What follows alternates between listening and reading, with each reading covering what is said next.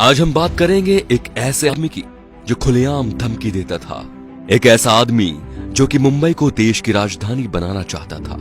एक ऐसे आदमी की जिसके दरबार में विरोधी भी हाजिरी लगाने आते थे। इनका नाम था बाला साहेब ठाकरे। चांदी के सिंहासन पर बैठने के शौकीन बाल ठाकरे खुलेआम धमकी देते थे। ये बात है सन 1990 के आसपास की। कश्मीर में इस्लामी आतंकवाद चरम पर था। कश्मीरी पंडितों को भगाया जा रहा था। अमरनाथ यात्रा चल रही थी।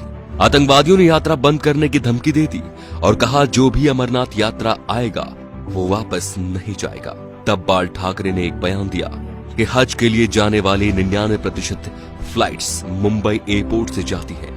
देखते हैं यहां से कोई यात्रा मक्का मदीना कैसी जाती है। अगले दिन ही अमरनाथ यात्रा शुरू हो गई। सन 1992 में बाबरी मस्जिद ढहा दी गई तो बाल ठाकरे आपकी अदालत शो में आए हुए थे। जब उनसे कहा गया कि सुना है ये काम शिव सैनिकों ने किया है, तो वे बोले यदि ये काम शिव सैनिकों ने किया है तो ये गर्व की बात है। बाल ठाकरे का बचपन का नाम था बाल केशव ठाकरे, जो वक्त के साथ साथ बाला साहेब ठाकरे बन गया। 1980 के दशक में बाला साहेब ठाकरे ने मुसलमानों के बारे में कहा कि ये कैंसर की तरह फैल रहे हैं और देश को इनसे बचना चाहिए। 1950 के आसपास टाइम्स ऑफ इंडिया के संडे एडिशन में इन्हीं के कार्टून छपते थे। इन्होंने 1960 में ये नौकरी छोड़ दी थी। बाल ठाकरे को हिंदू हृदय सम्राट कहा जाता था। उनका मोदी की तरह बिना देखे भाषण देना लोगों के मन को भा गया। उन्हें सुनने के लिए लाखों की भीड़ एकजुट हो गई थी। बाल ठाकरे जब किसी का विरोध करते थे तो दुश्मनों की तरह, और जब तारीफ करते थे तो ऐसे कि जैसे उनसे बड़ा कोई मित्र नहीं। 19 जून 1966 को बाल ठाकरे ने शिवाजी पार्क में नारियल फोड़कर अपने दोस्तों के साथ पार्टी बनाई, शिवसेना, जो आज भी चल रही है। बाल ठाकरे की एक खास बात थी कि वो कभी किसी से मिलने नहीं गए।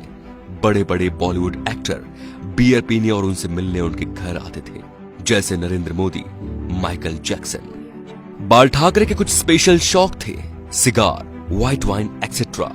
ज्यादातर लोग फोटो या इंटरव्यू में उनके हाथ में पाइप या सिगार होती थी। 1999 में बाल ठाकरे पर 6 साल तक वोट डालने और चुनाव लड़ने पर बैन लगा था, लेकिन बाल ठाकरे ने अपने जीवन में कभी चुनाव नहीं लड़ा। अपनी मौत से 2 महीने पहले ठाकरे का एक बयान आया कि आर्मी मेरे हवाले कर दो, मैं देश को 1 महीने में ठीक कर दूंगा। 17 नवंबर 1912 बाल ठाकरे का निधन हो गया। इस दिन मुंबई बंद था। अंतिम यात्रा में 5 लाख लोग शामिल हुए। थोड़ी थोड़ी देर बाद एक आवाज उठती है, बाला साहेब। लाखों लोग चिल्लाते रहे, अमर रहे।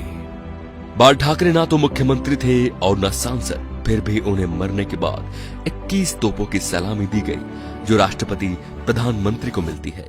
ये रुतबा था बाला साहेब ठाकरे का। तो दोस्तों, ऐसे शेर दिल हिंदू सम्राट के लिए वीडियो को शेयर जरूर कीजिए और उनकी महानता को फैलाइए, ताकि आज जो शिव सैनिक या हिंदू उनके सिद्धांतों को भूल चुके हैं, उनके हिंदुत्व की रक्षा का संकल्प याद दिलाएं। जय श्री राम दोस्तों।